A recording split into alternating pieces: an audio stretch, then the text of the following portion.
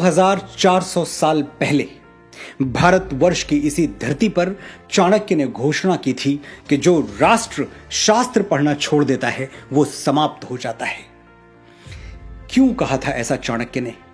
क्यों जरूरी है कागजों में छुपे अतीत को जानना? क्योंकि अतीत को जाने बिना भविष्य निर्माण की कोई संभावना है ही नहीं। जो देश अपना इतिहास भूल जाता है उसका भूगोल अपने आप समाप्त हो जाता है।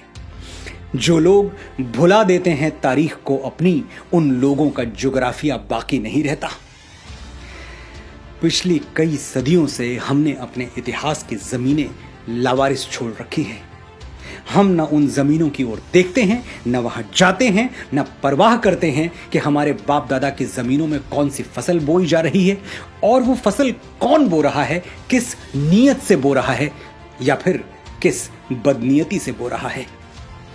कहीं ऐसा तो नहीं कि हमारी उपेक्षा कुछ शैतानी ताकतों के लिए मुंह मांगी मुराद बन गई और उन्होंने गौतम और नानक के इस जमीन में कलंक के बीज बो दिए। बिल्कुल यही हुआ है। तभी तो हम इस हद तक ब्रेन वॉश्ड हो गए कि अचानक हमारी प्री प्राइमरी टेक्स्ट बुक में गा से गणेश हटा के गा से गधा लिख दिया गया और हमारे माथे पर बल तक नहीं पड़ा। हमारे घर तक आने वाली सड़कों के नाम भी किसी अकबर, हुमायूं, जहांगीर जैसे ग्लोरीफाइड डकैत के नाम पर रख दिए गए और हम रिबन काटते हुए मौका परस्त नेताओं को देखकर तालियां बजाते रहे। अचानक नैरेटिव बदल दिया गया।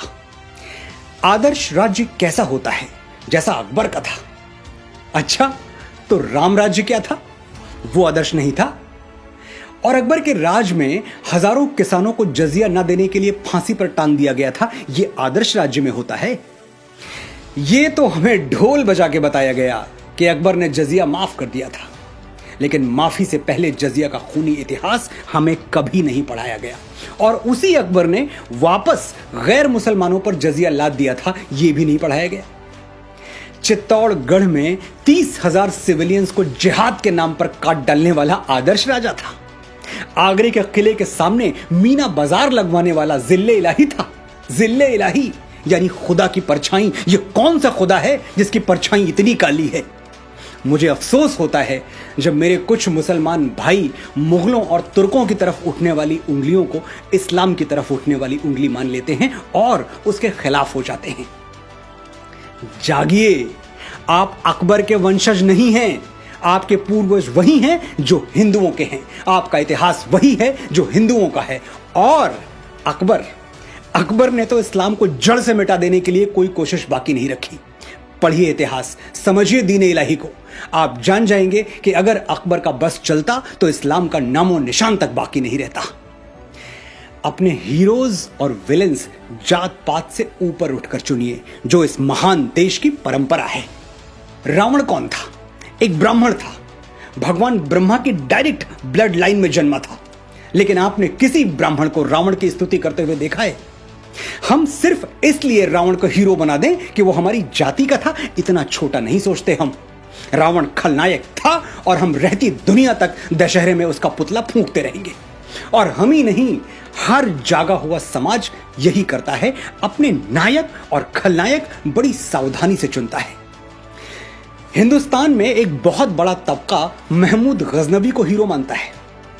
ये लुटेरा अफगानिस्तान के एक छोटे से गांव गजनी से आया था और भारत पर इसने बेतहाशा जुल्म ढाए।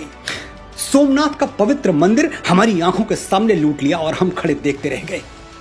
तो होना तो ये चाहिए था कि अफगानिस्तान गजनी को शूरवीर मानता और उसके नाम पर मॉन्यूमेंट्स बनवाता। लेकिन सच ये है कि अफगानिस्तान के इतिहास में गजनी की कोई जगह है ही नहीं। उसका जिक्र तक बड़ी मुश्किल से मिलता है।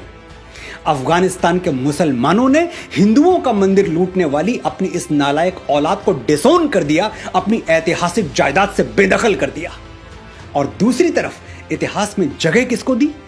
कनिष्क को, जो कि कुश डायनेस्टी में जन्मा भारतवर्ष का एक महान बौद्ध राजा था। अफगानिस्तान में कनिष्क के नाम पर होटल्स हैं, इमारतें हैं, जबकि वो मुस्लिम देश है। लेकिन यही तो बात है कि हीरोज चुनते हुए हिंदू, मुसलमान, बौद्ध और क्रिश्चियन नहीं देखा जाता, बस चरित्र देखा जाता है, बशर्ते हमारे पास इतनी तटस्थ, इतनी न्यूट्रल आंखें हों।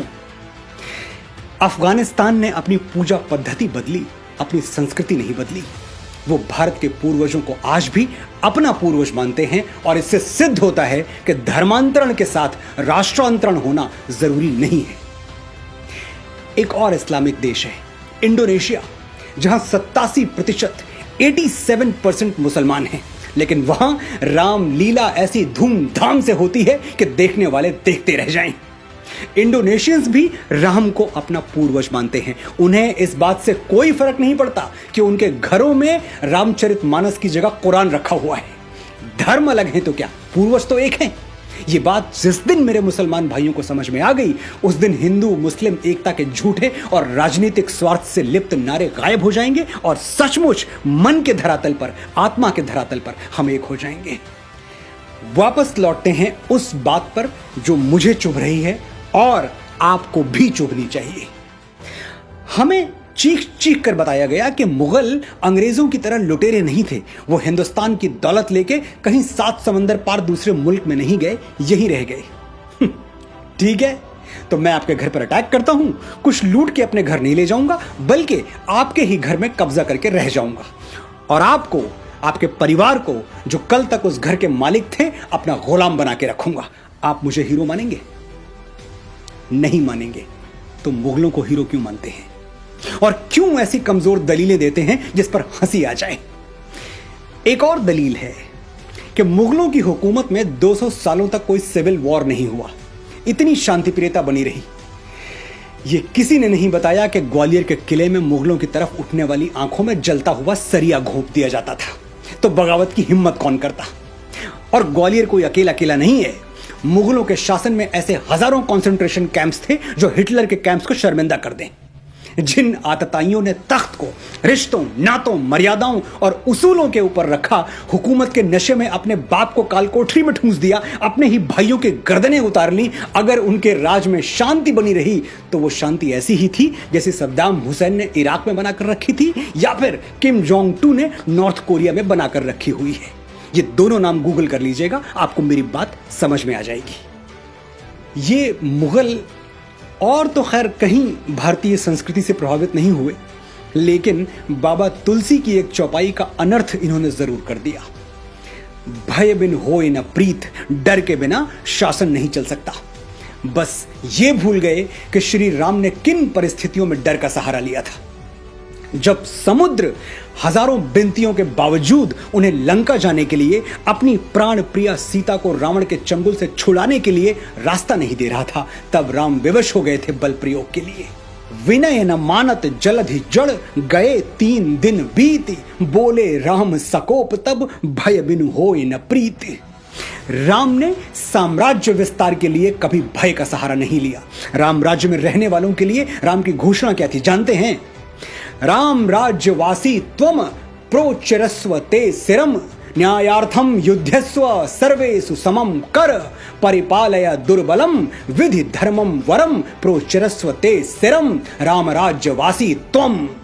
You live in Ram's kingdom, hold your head high, fight for justice, treat all as equal, protect the weak, know that dharma is above all। Sir उठा के जियो, निर्भय होके जियो, ये राम राज्य है। ऐसे राज्य की तुलना अकबरी कुशासन से हंसी आती है। हम सदियों से इस बात पर खुश होते आ रहे हैं कि शेर शाह सूरी ने दुनिया की सबसे लंबी सड़क बनवा दी, लेकिन श्री राम ने समुद्र पर, पानी पर पुल बना दिया। इसके लिए हम सैटेलाइट इमेजेस मांगते हैं, वरना विश्वास ही नहीं करेंगे। महाराणा प्रताप ने हल्दी घाटी का युद्ध हारा नहीं, ये सिद्ध करने में उस महान मेवाड़ी वीर की आत्मा को 450 साल लग गए। उस दिन हल्दी घाटी में वो राजपूत कुलद्रोही मान सिंह तो महाराणा को नहीं हरा पाया, लेकिन हमारे अविश्वास ने हरा दिया। और महाराणा कोई अकेले नहीं है। पता नहीं अपने कितने वीरों को हमने गुमनामी की अंधी सुरंग में एड़ियां रगड़ के मर जाने दिया और उन जालिमों को झुक के सलाम बजाते रहे जिनके दुष्कर्मों से भारत मां आज भी खून के आंसू रो रही है। समय आ गया है कि हम अपने गिरेबान में झांक कर देखें। जयचंद के नाम पर हम थूकते हैं, लेकिन एक पल के लिए ठहर के सोचिए, कहीं जाने अनजाने हम भी अपनी संस्कृति और सभ्यता के जयचंद तो नहीं बन रहे, उससे छल तो नहीं कर रहे। मैं प्रेम के मीठे गीत लिखने वाला एक साधारण सा लेखक हूं। आज मेरी बातों में आपको क्रोध और कड़वाहट नजर आई होगी, लेकिन मैं इसके लिए क्षमा प्रार्थी नहीं हूं। मेरा ये क्रोध अगर करंट बनकर आपको नींद से जगा दे तो मैं इस क्रोध का आभारी रहूंगा। मुझे खुद जागने में कई बरस लग गए, आप इतना लंबा समय ना लें। मेरे अनुभवों से सीखें, सच्चे इतिहास के दबे हुए स्वर गुंजायमान करें, अपने बच्चों के लिए सही आदर्श, सही नायक छोड़ें, झूठे नायकों के मुखौटे उतार के फेंक दें, अपनी विरासत को माथे से लगाएं और इस धरती मां का ऋण चुकाएं जहां मैं और आप बीज बन के फूटे हैं और एक दिन राख बनकर समा जाएंगे। जय भारत, जय भारती।